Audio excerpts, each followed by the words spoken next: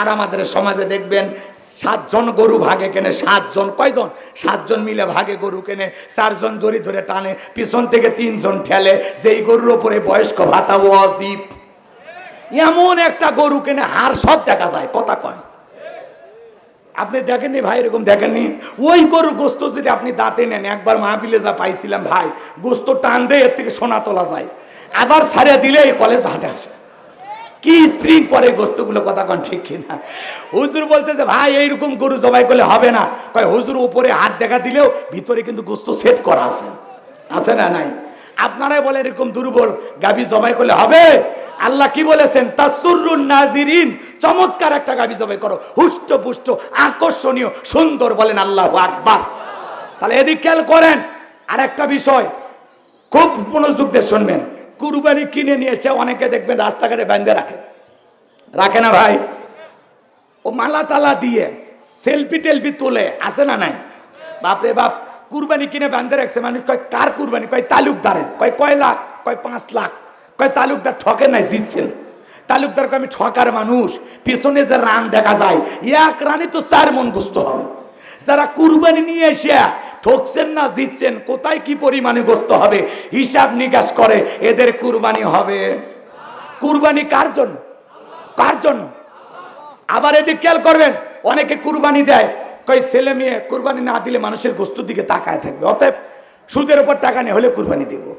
হবি ভাই হবি? আপনারা ফতুয়া দেন হবি? কথা কয় না, কথা কয় না। অনেকে বেনামাজি সুদখোর ঘুষখোর সব ভাগে ভাগে কুরবানি দেয়। আমি আমার মসজিদের জুমার বয়ানে বলেছিলাম যে খবরদার কোনো সুদখোর, কোনো বেনামাজি, কোনো ঘুষখোর, কোনো মাদারু, কোনো জুয়ারু, এদের সাথে আপনারা ভাগে কুরবানি দেবেন না। মসজিদের নামাজ শেষে ভাই মনে হয় ভূমিকম্প শুরু হয়েছে। কয় আমরা বেনামাজি একদল হয় কুরবানি দেব, হুজুরের কাছ থেকে জব করেও নেব না। কথা কয় না কেন? এরকম আছে না? না, পরের সপ্তাহে সেক্রেটারি ফোন দিয়ে কয় হুজুর আপনি আর আসেন না, আপনার চাকরি নেই। তাহলে এই জাতিকে বুঝাবে কে ভাই? আপনি বলেন তো, নামাজ কি 1 বছর পড়ার দরকার আছে? নামাজ সারা জীবন পড়বেন, কিন্তু আপনি নামাজি হয়ে তারপরে কুরবানি দেন। অন্তত ওই চাঁদের 10 দিনে যদি নামাজ পড়ে কুরবানি দেন, তাও একটা কবুল হওয়ার সম্ভাবনা থাকে। কিন্তু দেখা যাচ্ছে কুরবানির দিন সকাল 9টার দিকে ঘুমোর থেকে উঠে একটা বাঁশের মতো লম্বা লাঠি নিয়ে ব্রাশ ঠেলতেছেন, ফজরের নামাজ নাই, ঈদের নামাজ নাই, শেরওয়ানি পরে কুরবানির গরুর দড়ি ধরে বসে আছে। কয় হুজুর এত দেরিতে আসলেন? কথা কয় না? আছে না নাই? আছে না নাই? এইরকম লোক কুরবানি দিলে হবে? আবার এখন দেখবেন যারা ভাগে কুরবানি দেয়, 5-6 জন মিলে ভাগে কুরবানি দিয়া গোস্তটাকে ওজন করে, কথা কয় না? ডিজিটাল মিটারে মাপে গোস্ত, মাপে তখন বলে হুজুর কুরবানি তো আল্লাহর জন্য, আমাদের নিয়ম ঠিক আছে হুজুর। তো মাপার পরে আর একজনের আবার চুলকে নিয়ে ওঠে মনের ভিতর, মাপলুই যখন এত কেজি যখন হসে তখন ভাগ করে না, কেজিতে কত পড়ে না ভাগ করে দেখ, কুরবানি তো আল্লাহর জন্য পাগলা, ওটা তো আল্লাহর জন্যই দিছি। এমনি নিয়ত, এমনি, কথা কয় না কে? এমনি এইবার এমনি করতে করতে মাপা শেষ, এমনি করতে করতে এইবার ক্যালকুলেটর মারিয়ে দেখে বাপরে বাপ, ভালোই লাভ আছে, 525 টাকা কেজি পড়ছে। কত? 525 টাকা কেজি, বাজারে 700 টাকা, সেই তুলনায় বহুত লাভ করছি আমরা। ঠকিনি, এই শালার কষাই হওয়া উচিত, কথা কন না কে?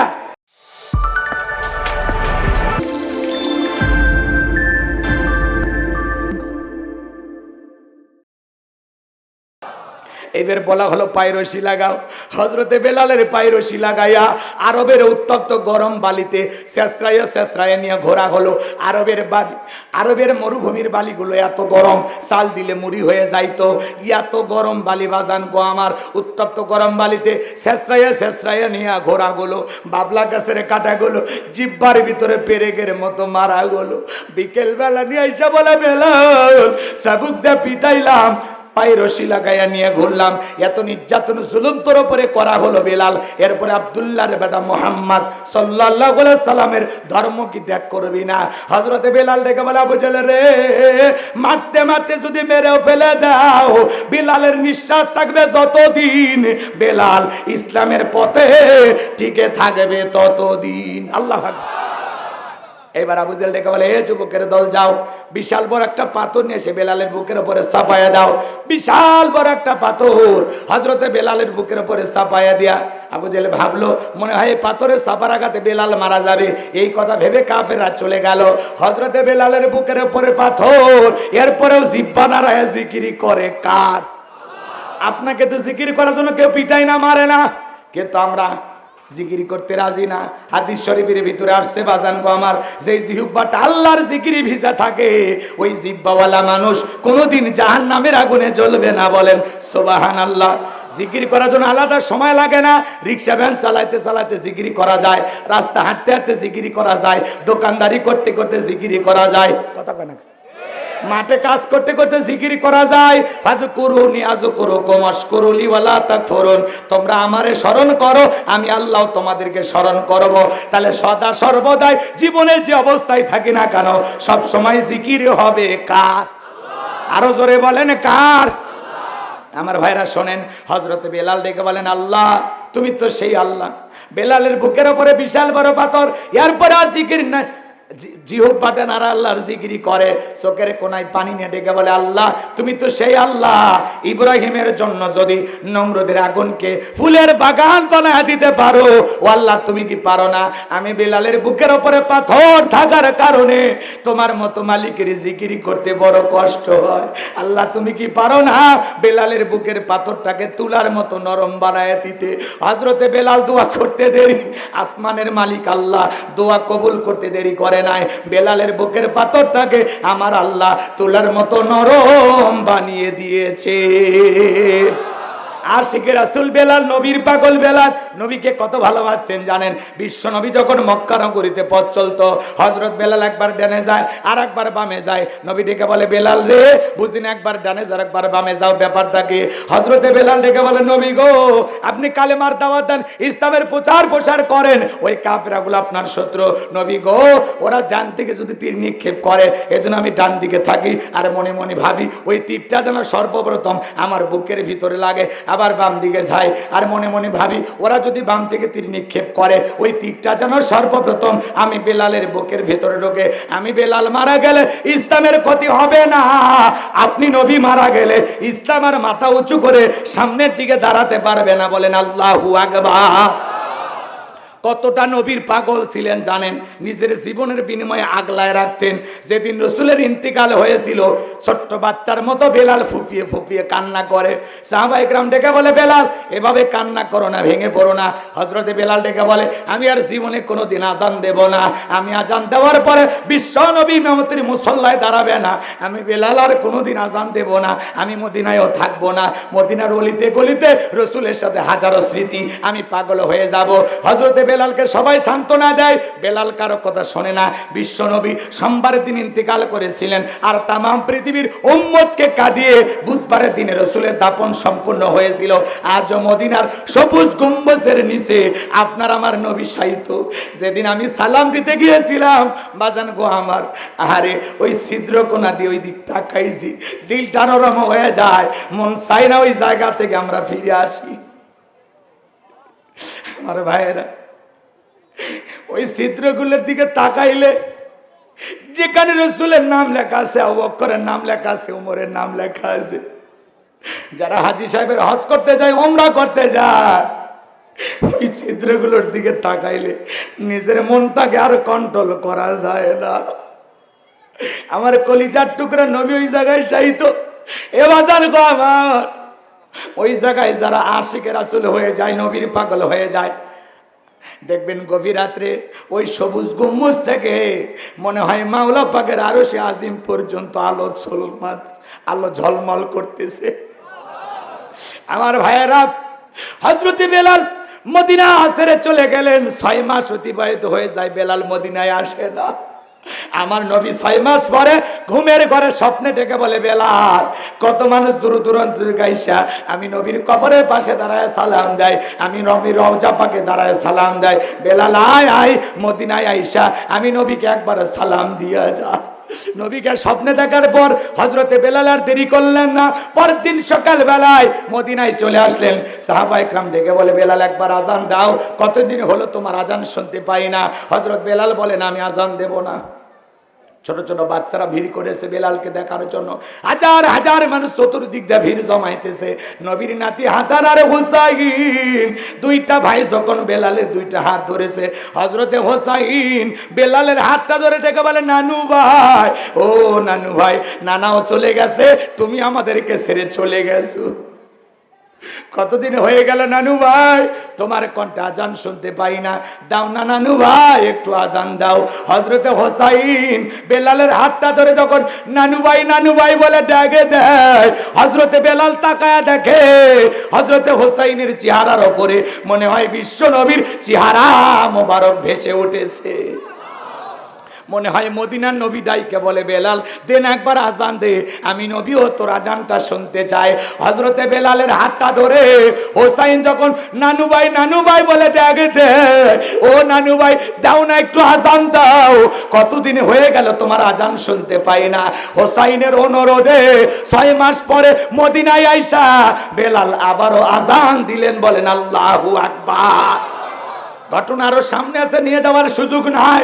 বিলালের উপর নির্যাতন জুলুমের খবর যখন বিশ্ব নবীর কান পর্যন্ত পৌঁছে গেল, আমার নবী ডেকে বলা, ওয়াক্কর, বিলালের নির্যাতন জুলুমের কষ্টের কথা আমার আর সহ্য হয় না, যাও যাও তুমি বিলালের জন্য একটা কিছু করো। হযরত আবু বকর সিদ্দিক রাদিয়াল্লাহু তাআলা আনহু কয়েক গুণ দাম বেশি দিয়া গোলামীর জীবন থেকে হযরত বেলালকে আজাদ করলেন, মুক্ত করলেন। বলেন আল্লাহু আকবার। আবু বকর কেমন মানুষ ছিল জানেন?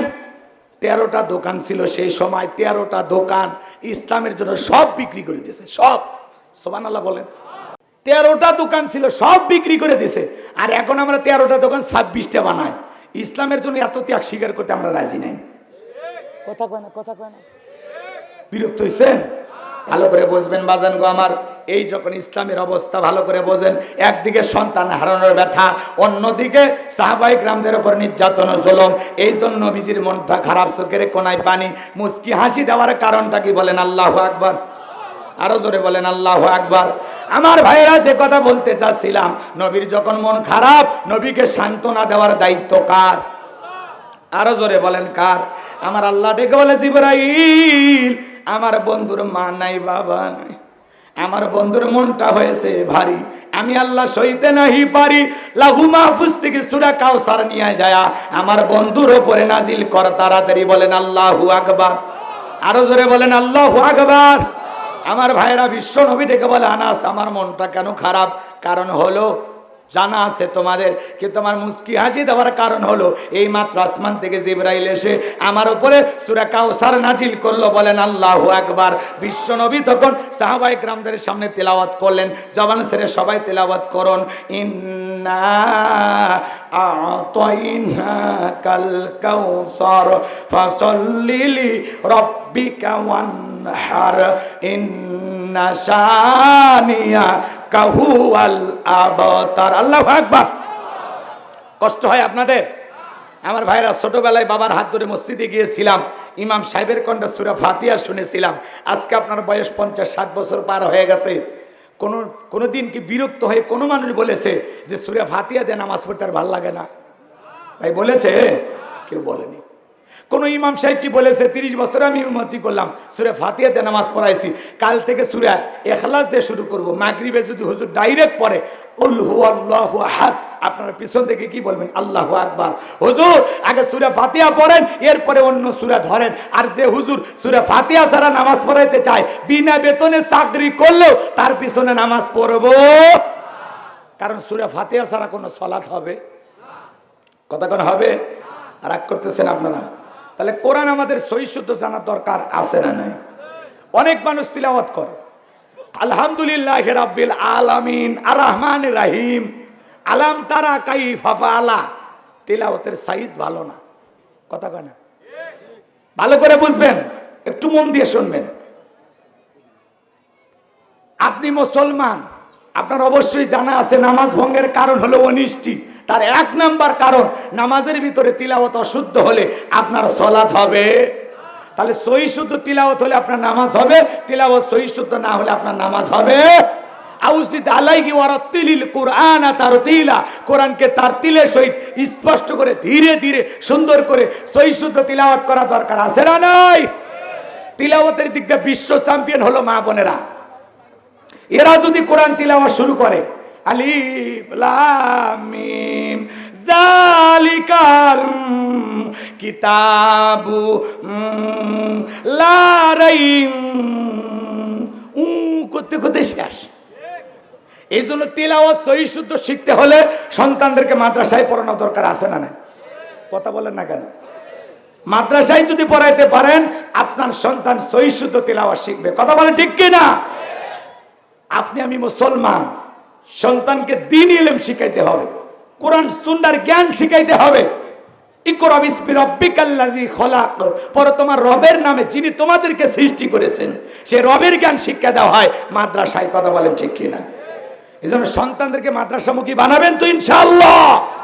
আমার ভাইয়েরা, এদেশের আদর্শ নাগরিক তৈরি হয় মাদ্রাসা থেকে। স্কুল কলেজের দিকে তাকাবেন, কলেজের ক্যাম্পাসগুলোতে ছাত্র ছাত্রী, বান্ধবী, বন্ধু বান্ধব একসাথে একে অপরের সাথে কাঁধে কাঁধ মিলে গল্প করতেছে।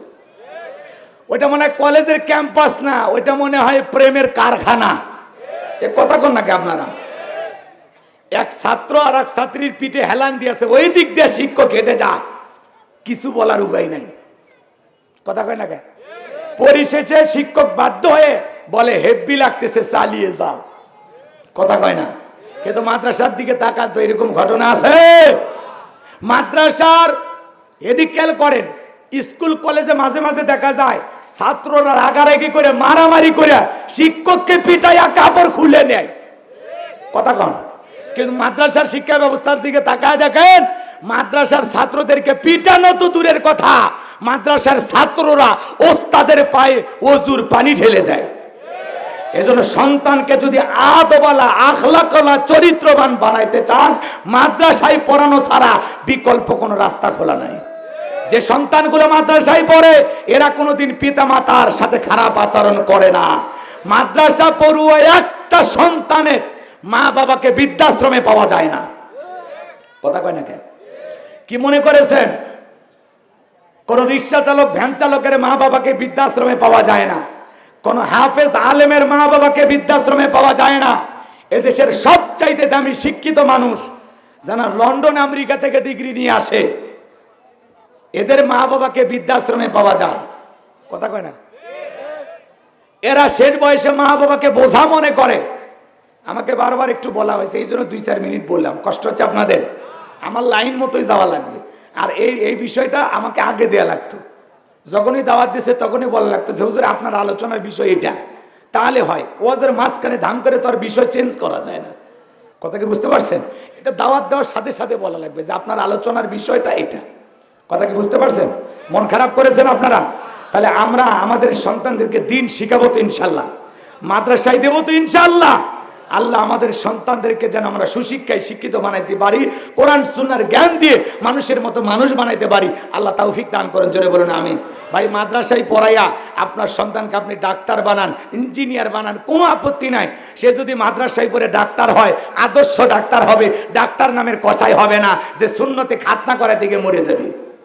কথা কয় না? কথা কয় না? আজকে এমন ঘটনা ঘটতেছে কি না? হ্যাঁ, আপনার সন্তানকে যদি আপনি মাদ্রাসায় পড়া ইঞ্জিনিয়ার বানান, সে আদর্শ ইঞ্জিনিয়ার হবে, ভুলভাল প্ল্যান তৈরি করবে না। কথা কোন ঠিক কিনা?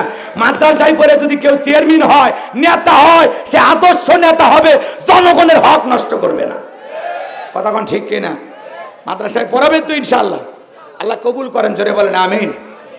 আমার ভাইয়েরা, আমার আল্লাহ রব্বুল আলামিন জানায়া দিলেন, ইন্না আ'তাইনাকাল কাউসার। আল্লাহু আকবার বলেন। কোরআনের ভিতরে আল্লাহ পাক এমন একটা আকর্ষণ দিয়েছেন, কিয়ামত পর্যন্ত কোরআনের আকর্ষণ কমবে না। এটা উম্মতে মুহাম্মাদির জন্য জীবন্ত মুজিজা। সুবহানাল্লাহ বলেন।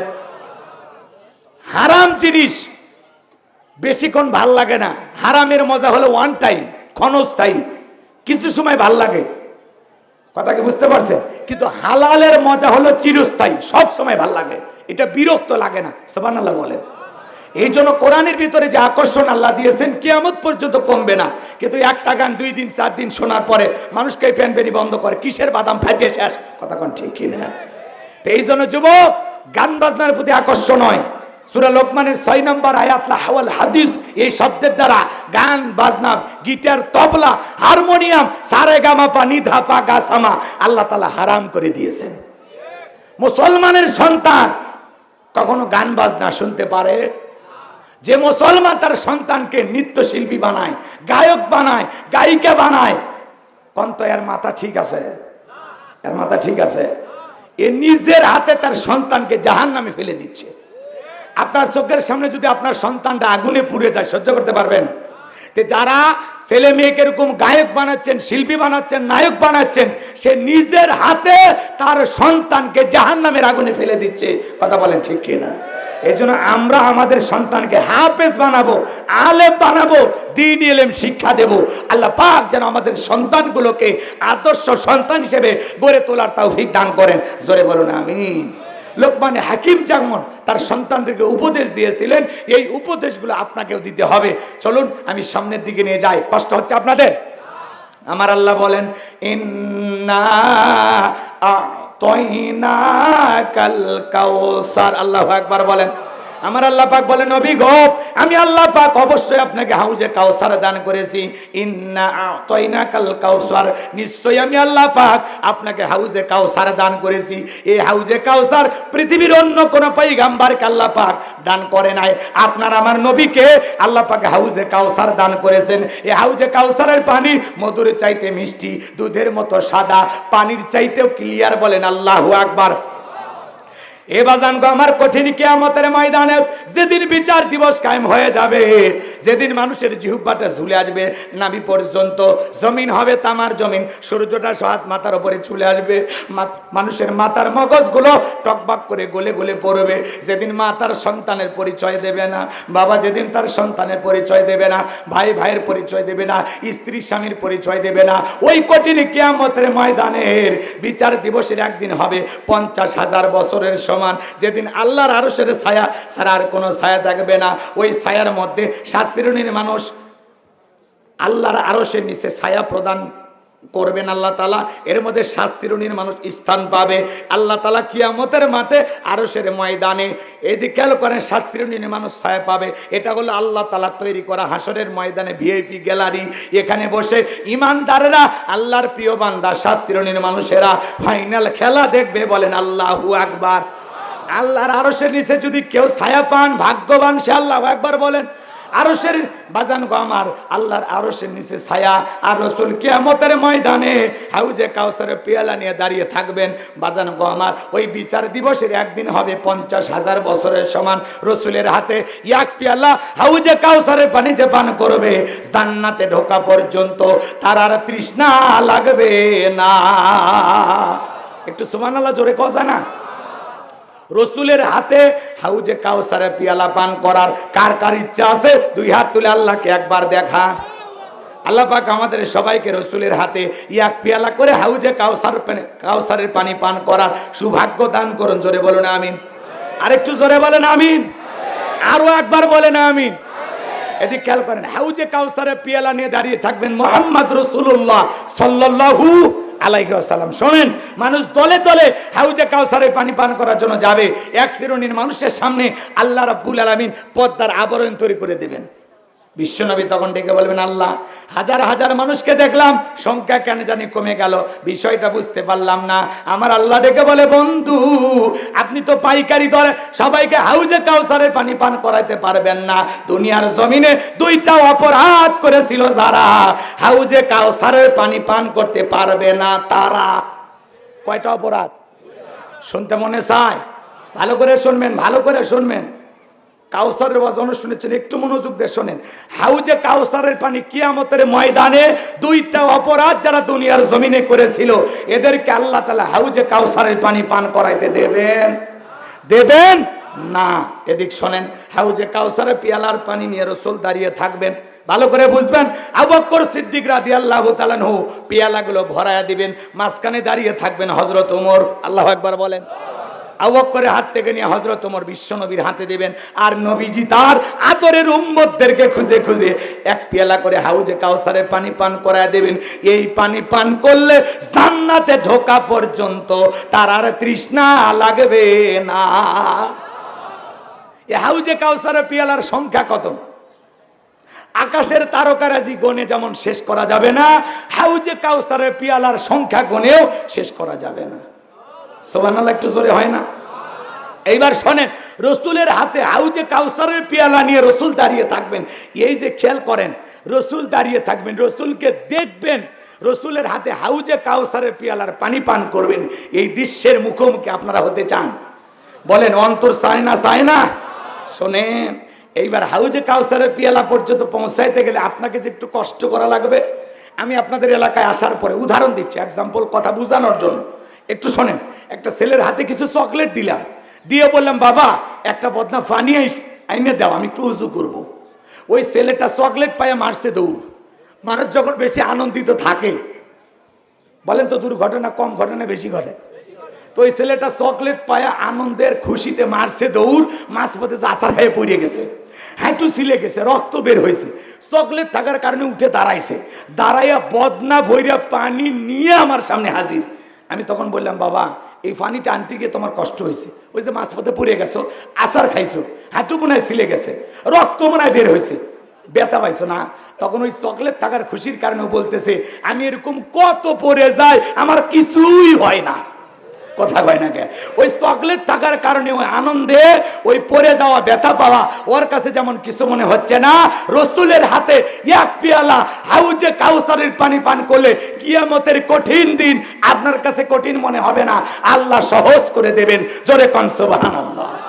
এইবার চলেন, হাউজে কাউসারের পেয়ালা পর্যন্ত পৌঁছাইতে গেলে আপনাকে একটু কষ্ট করা লাগবে। ঠান্ডা পানিতে ওযু বানাইয়া যাই নামাজ দাঁড়াইয়া আল্লাহকে সিজদা দেওয়া লাগবে। হয়তো আপনি নতুন মুসল্লি, জীবনে কোনোদিন মসজিদে যান নাই, আজকে আসরের সময় মসজিদে ঢুকছেন, পুরাতন যারা মুসল্লি আপনাকে দেখে ঠাট্টা বিদ্রুপ করে, বাপ রে বাপ সূর্য আবার কোন দিকে উঠছে, বাদশা দেখি মসজিদে, টিটকারি করে, ঠাট্টা বিদ্রুপ করে, আছে না নাই? তারপরে অনেকে বলে, দেখি তোর নামাজ কয়দিন থাকে, নতুন নতুন মুসল্লি তোর নামাজ কয়দিন থাকে। এরকম যারা করে, বলেন তো এটা করা কি ঠিক? মসজিদে ও কয়দিন আসবে না আসবে সেটা ওর ব্যাপার। এই চাচা যে ভুল ধরতেছে, দেখি তোর মসজিদে কয়দিন তুই আসিস, ও চাচা কি মসজিদের দারোয়ান? কথা কর না কে? কেউ মসজিদে আসছে, আপনাকে খুশি হওয়া লাগবে যে আলহামদুলিল্লাহ ভাই তুমি নামাজে আসছো, দেখে দিলটা ভরে গেছে।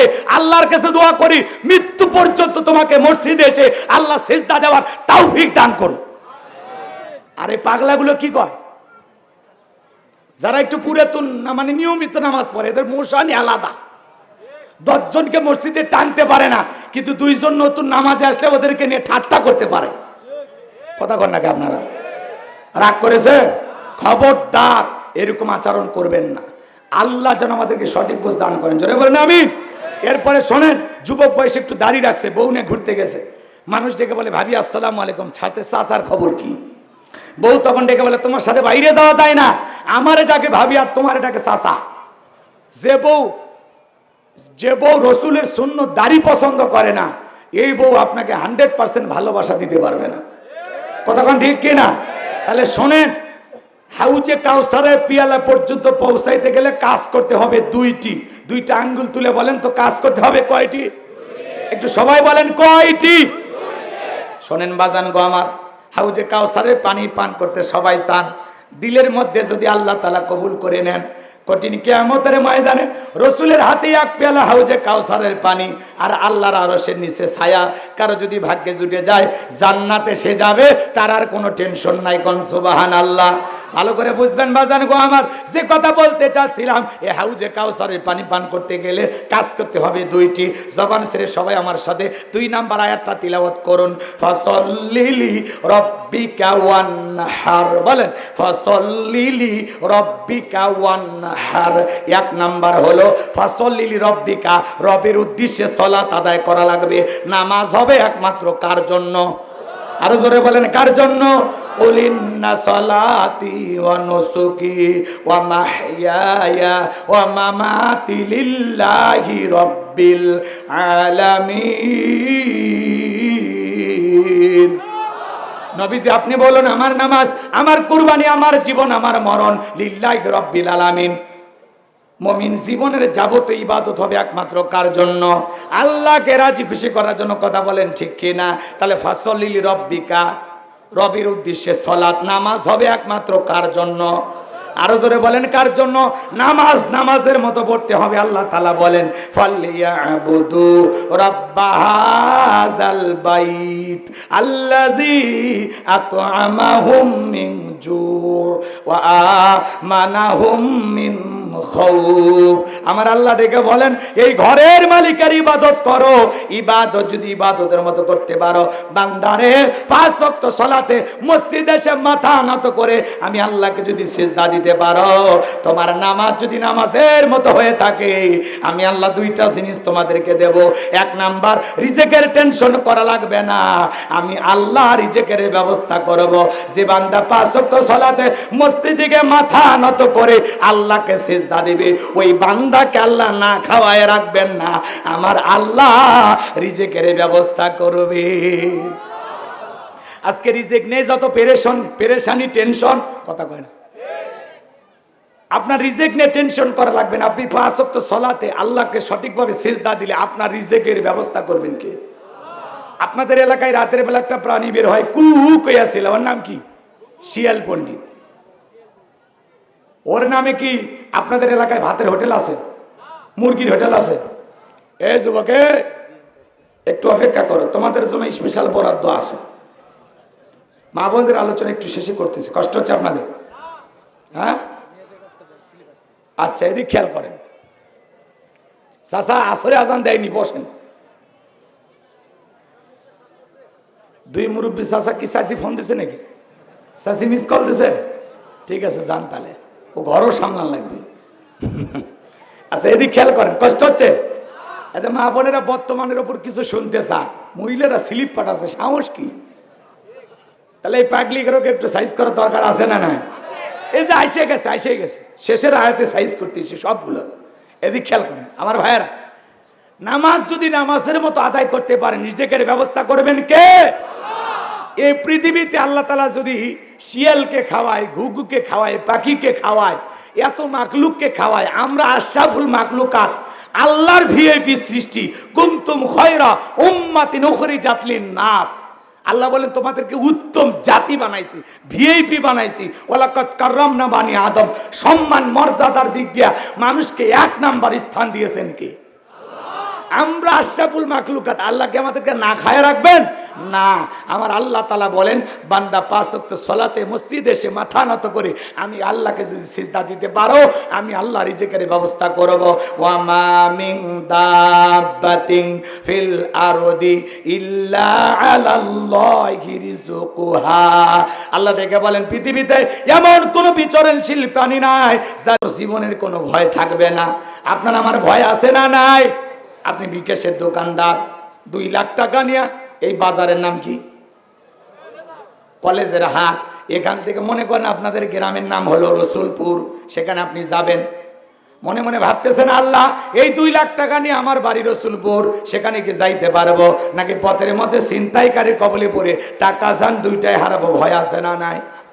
এই যে আফগানিস্তানের দিকে তাকা দেখেন, তালেবানেরা যখন নেতা হলো, পুরো পৃথিবীর পশ্চিমা বিশ্বের জালেমেরা বলল না এবার দেশ শেষ। কিন্তু দেখেন আফগানিস্তানের এই হুজুরেরা, এই তালেবানেরা যখন সরকার গঠন করলো, মাত্র 21 সালে সরকার গঠন করে এখন 24 সাল, যেখানে আফিম হিরোইন চাষ হচ্ছে, সেখানে এখন বেদনার চাষ। আল্লাহু আকবার বলেন। ডালিম বেদনা চাষ করে বিশ্বে রপ্তানি করতে করতে এখন টাকা পয়সা মধ্যে বেড়ে গেছে। আফগানিস্তানের নিরাপত্তা এমনটা বেড়ে গেছে, পলিথিনে কইরা লক্ষ লক্ষ টাকা নিয়ে প্রতি ঘেটে যায়, ওই টাকাতে কেউ হাত দেওয়ার সাহস পায় না। টাকার পলিথিন নিয়ে হেঁটে যাচ্ছে, সুবহানাল্লাহ কোন। টাকা কারে নিয়ে যায়? পলিথিনের ব্যাগ ছিল তো, পলিথিনে কিছু রাখলে দেখা যায় কিনা? যায় কিনা? তাও আবার সাদা। সাদা পলিথিনের ব্যাগে কইরা লক্ষ লক্ষ টাকা নিয়ে হেঁটে যাচ্ছে। সুবহানাল্লাহ বল। আর আমার দেশে 20 লাখ টাকা নিয়ে ব্যাংকে ঢুকছে, 2 জন পুলিশের পরিচয় দিবার যায়, কয় আয় এদিকে আয় এদিকে আয়, ওরে নিয়ে যায় বাইরে নিয়ে যায়, পুলিশ হইয়া 20 লাখ টাকা ছিনতাই করে। এই কথা বলেন না আপনারা? তাহলে মানুষের জানমালের নিরাপত্তা নাই। মানুষের জানমালের নিরাপত্তা আসবে তখন আল্লাহর কোরআনের সমাজ ব্যবস্থা কায়েম হবে যখন। মেয়েটা কলেজে গেল, একা একা ফিরবে নাকি জামাই সাথী নিয়ে ফিরবে, ভয় আছে না নাই? মেয়েটা স্কুলে গেল, ভালোভাবে ফিরবে নাকি কারো লালসার শিকার হবে, ভয় আছে না না? তো আপনার জানমালের নিরাপত্তা দেবেন কে?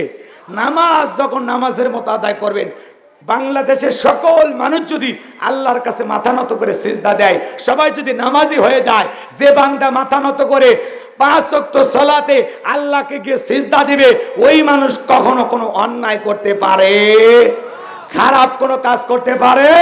তাহলে আল্লাহ বলেন ফাসল্লি লিরাব্বিকা, রবের উদ্দেশ্যে সালাত। নামাজ হবে একমাত্র কার জন্য? কদ আফলাহাল মুমিনুন আল্লাযীনা হুম ফি সালাতিহিম খাশিউন। অবশ্যই মুমিনেরা সফল যারা নিজেদের সালাত বিনয়ের সহিত, নম্রতার সহিত আল্লাহর ভয়ে আদায় করে। আল্লাহর ভয়ে ধীরস্থির ভাবে 5 ওয়াক্ত সালাত মসজিদে গিয়ে কারা কারা আদায় করবেন, 2 হাত তুলে দেখান। সামনে রমজান মাস, নিজেকে পরিবর্তন করার দরকার আছে না নাই?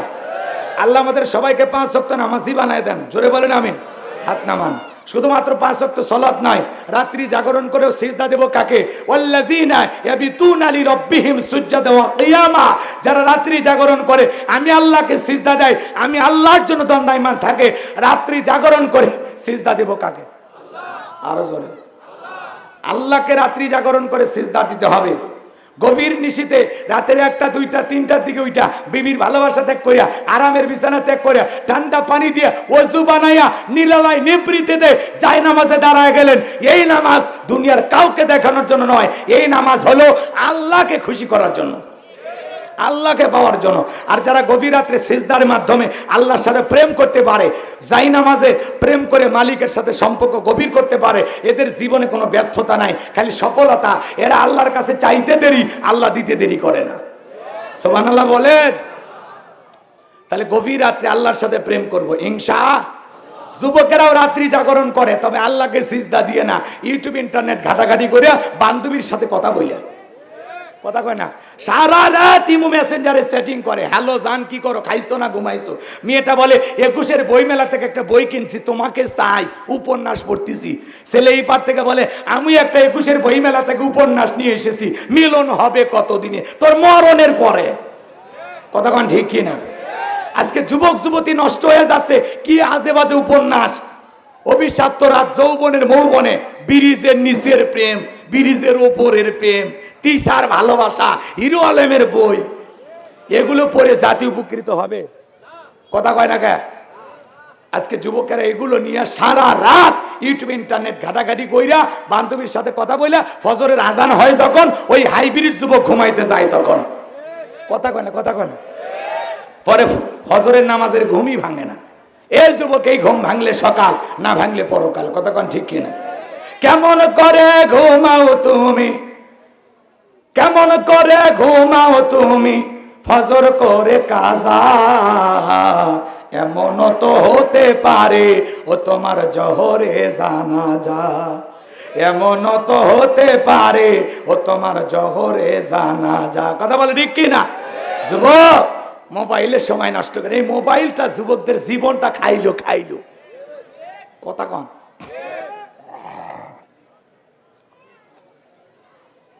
এই মোবাইলের কারণে যুবকদের অবস্থা ভালো না খারাপ? কোন আপনারাই বলেন।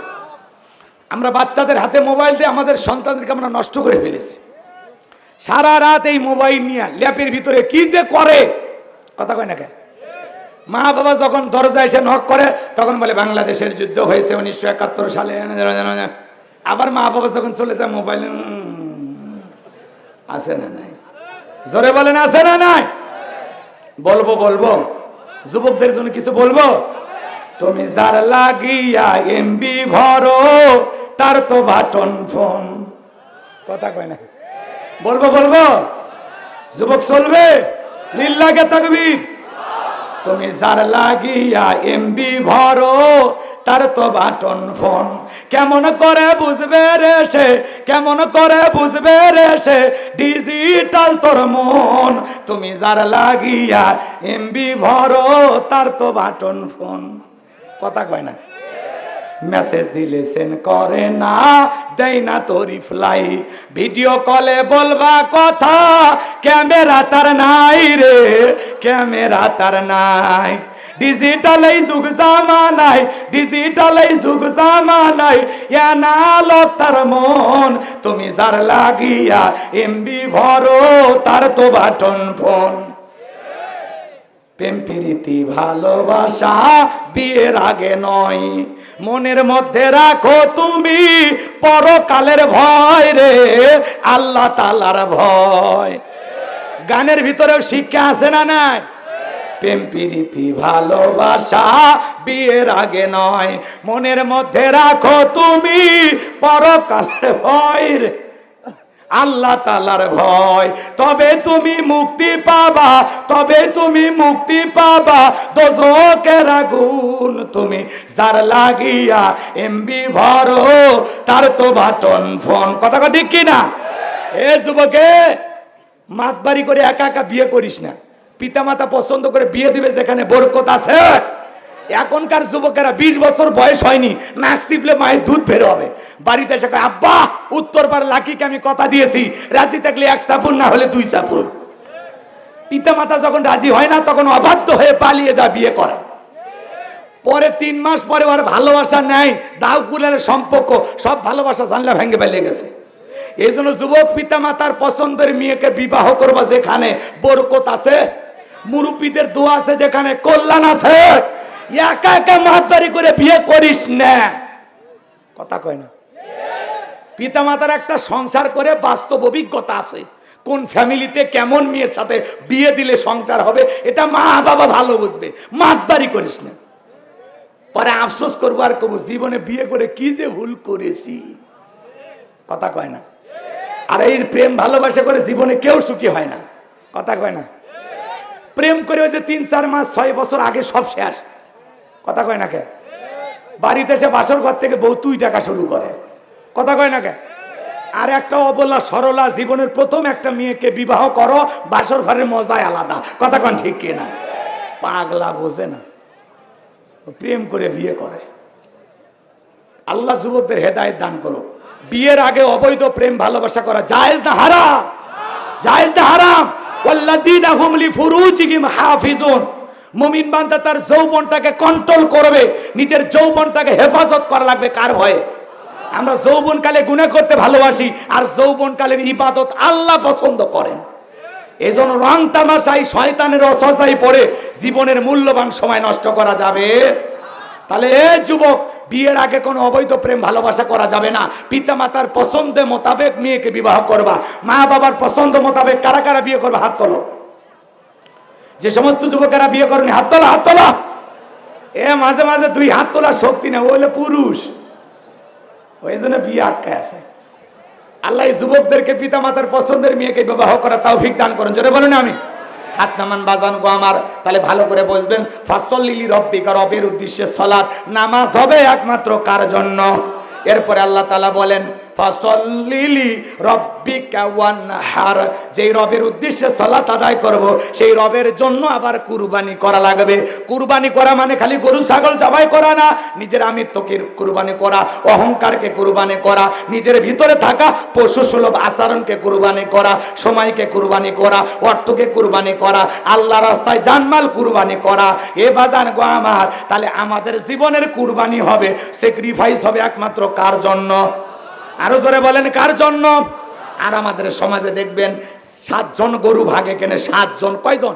7 জন মিলে ভাগে গরু কেনে, 4 জন দড়ি ধরে টানে, পিছন থেকে 3 জন ঠেলে। যেই গরুর উপরে বয়স্ক ভাতা ওয়াজিব, এমন একটা গরু কেনে হাড় সব দেখা যায়। কথা কয়? আপনি দেখেননি ভাই? এরকম দেখেননি? ওই গরুর গোস্ত যদি আপনি দাঁতে নেন, একবার মাহফিলে যা পাইছিলাম ভাই, গোস্ত টান দিয়ে এর থেকে সোনা তোলা যায়, আবার ছাড়িয়ে দিলে এই কলেজ হাটে আসে। কি স্প্রিং করে গোস্তগুলো। কথা কন ঠিক কিনা? হুজুর বলতেছে ভাই এইরকম গরু জবাই করলে হবে না।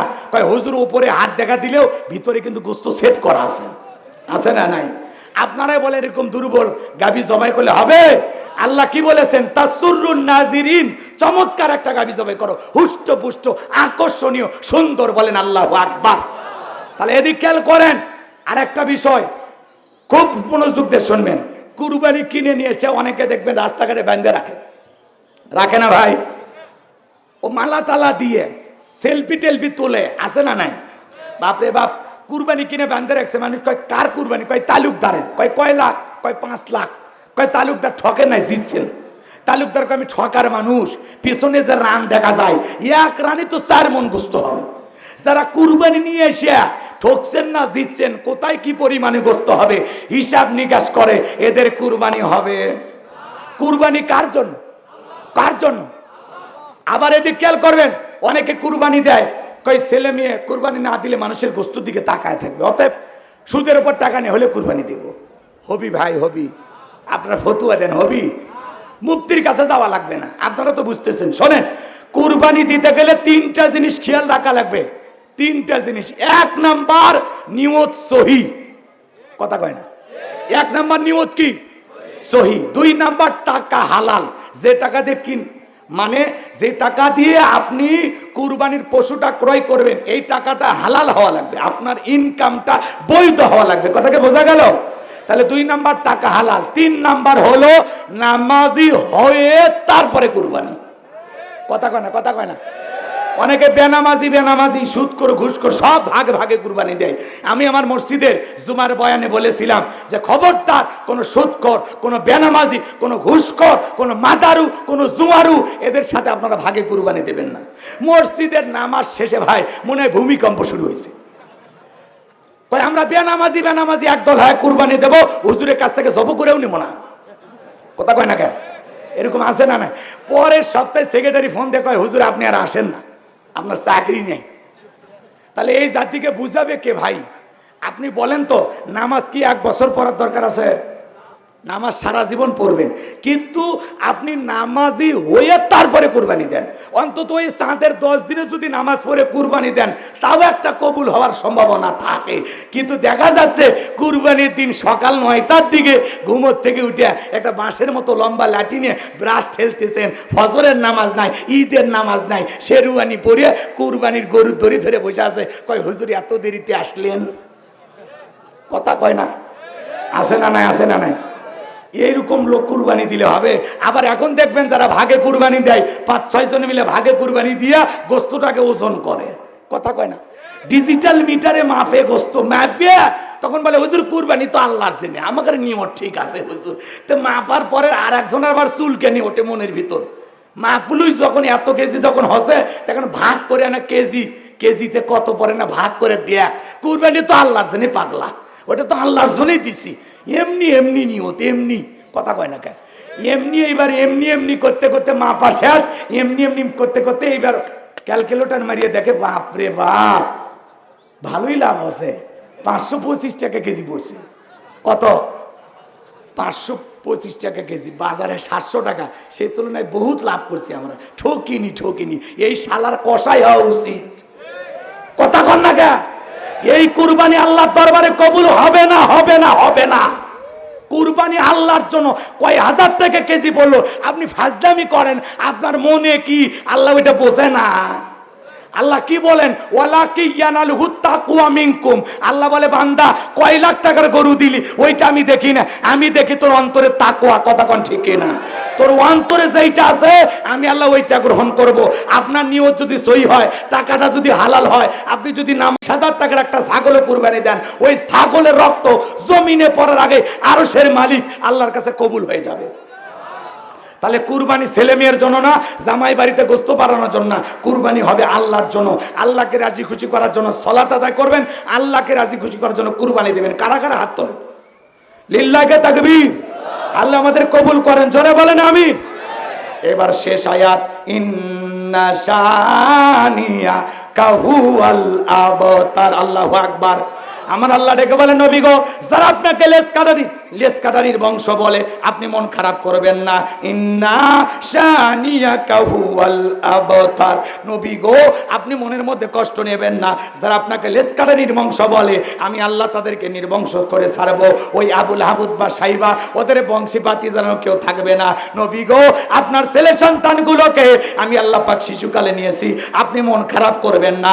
এই দুনিয়ার জমিনে আপনাকে ভালোবাসার, আপনাকে মহব্বত করার কোটি কোটি রুহানি সন্তান আমি আল্লাহ জমিনে পাঠাবো। আমরা রসুলের রুহানি সন্তান। সুবহানাল্লাহ।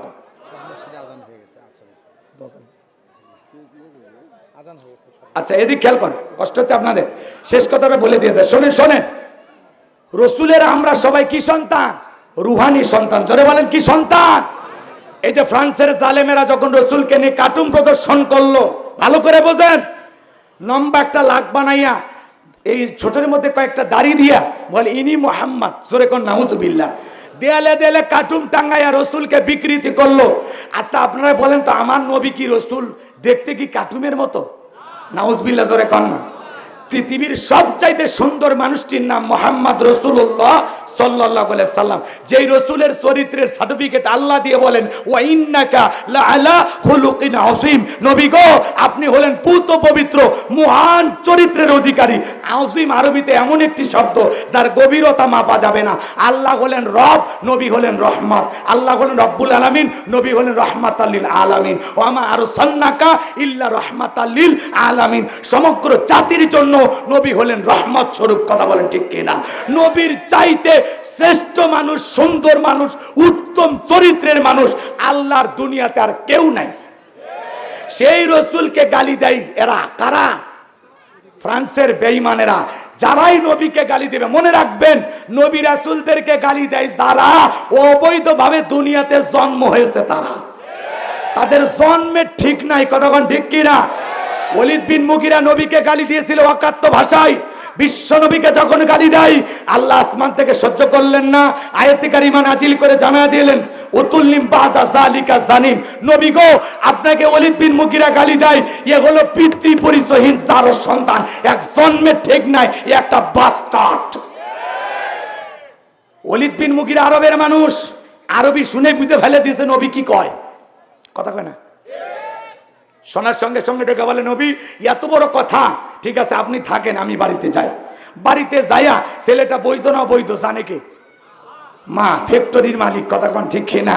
এইবার ওলীদ বিন মুগীরা বাড়িতে যায়া বলে মা তাড়াতাড়ি করে বল, আমাকে রসুল বলেছেন উতুল্লিম বাদা যালিকা জানিম, আমি নাকি পিতৃ পরিচয়হীন জারর সন্তান, আমার নাকি জন্মের ঠিক নাই। ওলীদ বিন মুগীরার মায়ের নাম ছিল ঝর্ণা।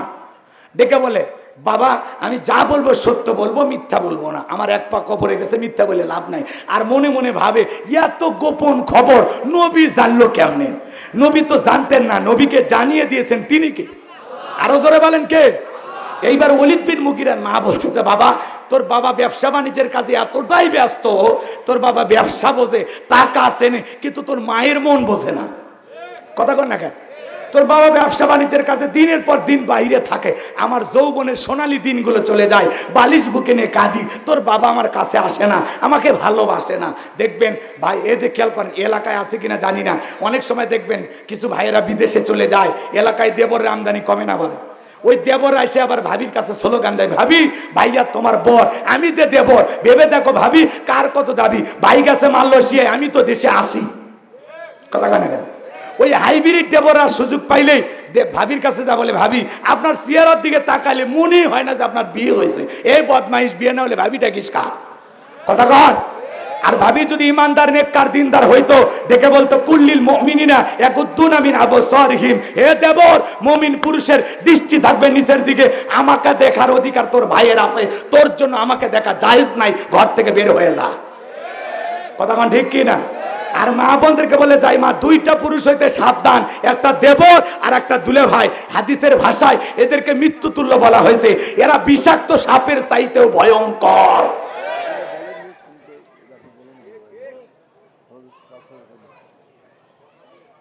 ওয়াস্তু মেলা আছে আসলে, মানে প্রিন্সিপাল স্যারও বলতেছে শেষ করে দেন, আসলে সময় নাই, মানে আরো ঘন্টাখানিক সময় পাইলে ভালো হইতো।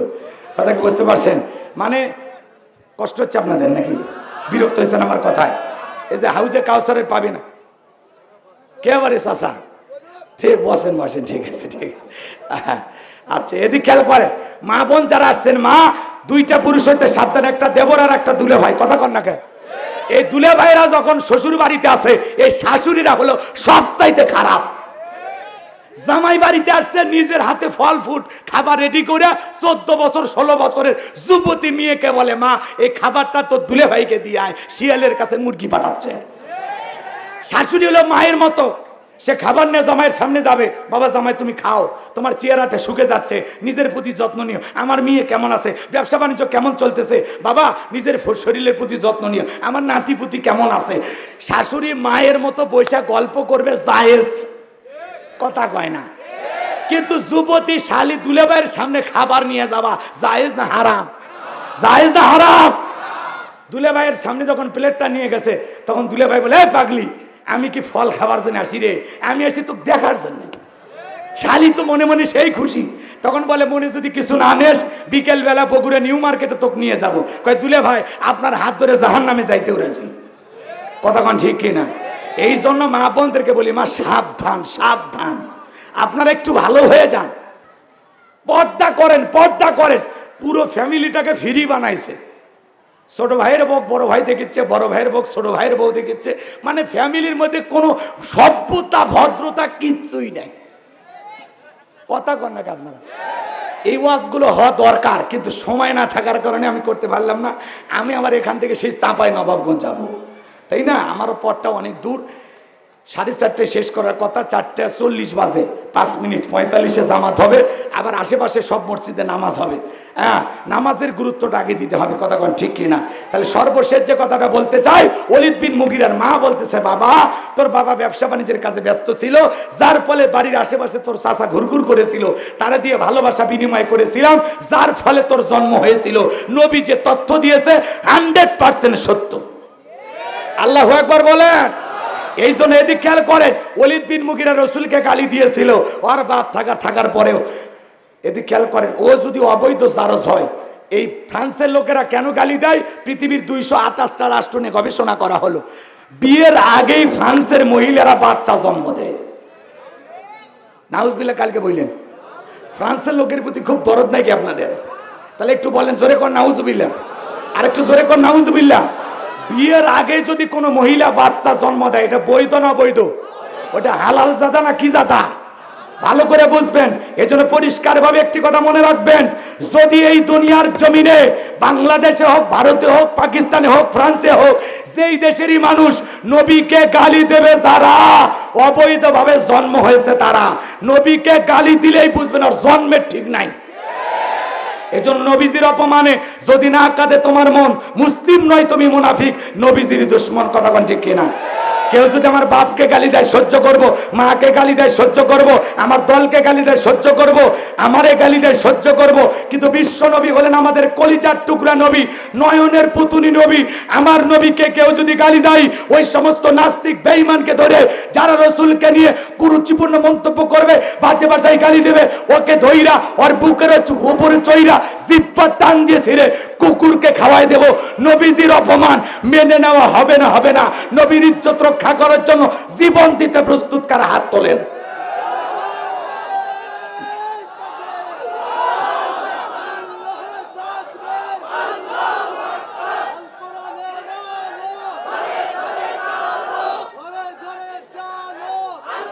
লিল্লাহি তাকবীর আল্লাহ পাক আমাদের সবাইকে রাসূলের খাঁটি উম্মত খাঁটি প্রেমিক আশিক রাসূল হওয়ার তৌফিক দান করুন জোরে বলেন আমিন সূরা কাউসার থেকে যে আলোচনা হয়েছে বাস্তব জীবনে আমল করে হাউজে কাউসারের পানি পান করার সৌভাগ্য উম্মত হিসেবে আল্লাহ আমাদের কবুল করুন মা বোনেরা যারা এসেছেন মা আপনাদের জন্য বেশি কিছু বলতে পারলাম না 4টা আমলে 8টা জান্নাতের দরজা খোলা 1 নাম্বার নামাজ 2 নাম্বার রোজা 3 নাম্বার ফরজ পর্দা 4 নাম্বার স্বামীর খেদমত এই 4টা আমল আমার মা বোনদেরকে আল্লাহ করার তৌফিক দান করুন ওয়া আখিরি দাওয়ানা আনিল হামদুলিল্লাহি রাব্বিল আলামিন হুজুর সংক্ষিপ্ত দোয়া করব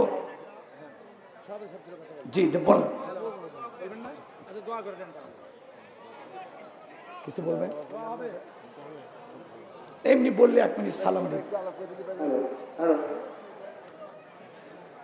বিসমিল্লাহির রহমানির রহিম ভাই তাড়াতাড়ি উপস্থিত মুসল্লিবৃন্দ, উপস্থিত প্রধান বক্তা, দ্বিতীয় বক্তা, উপস্থিত অত্র মাদ্রাসার যেসব ছাত্ররা ভলেন্টারি করছে তাদের সবার প্রতি আমার সালাম, আমার পরিবার থেকে সালাম, আপনাদের পরিবার থেকে সালাম। আপনারা সুস্থ থাকেন, সবল থাকেন, এই মাদ্রাসার জন্য দোয়া করবেন। অনেক ছাত্র হয় সামনে এক থেকে ভালো আর একটা যেন মুনাফিক করতে পারি, এই দোয়া। اللهم آمين ربنا ظلمنا أنفسنا وإن لم تغفر لنا وترحمنا لنكونن من الخاسرين। সৈয়দ আহমেদ মডেল আলিম মাদ্রাসার উদ্যোগে আজকের বিরাট ইসলামী জালসার সম্মানিত শ্রদ্ধাভাজন সভাপতি জনাব মোহাম্মদ মিসবাউল হক জুলুস সাহেবকে আল্লাহ কবুল করেন। প্রধান অতিথি জনাব মোহাম্মদ শহীদুল হক, আল্লাহ তাআলা তোমার গোলামকে তুমি কবুল করো। বিশেষ অতিথি জনাব হাফেজ ইঞ্জিনিয়ার মোহাম্মদ নসিদুল হক নবী সাহেবকে আল্লাহ কবুল করেন। আলোচনা করেছেন আমার প্রিয় ভাই, আল্লাহ তাআলা তোমার গোলাম মাওলানা মোহাম্মদ আব্দুল গফুর জিহাদিকে কবুল করেন।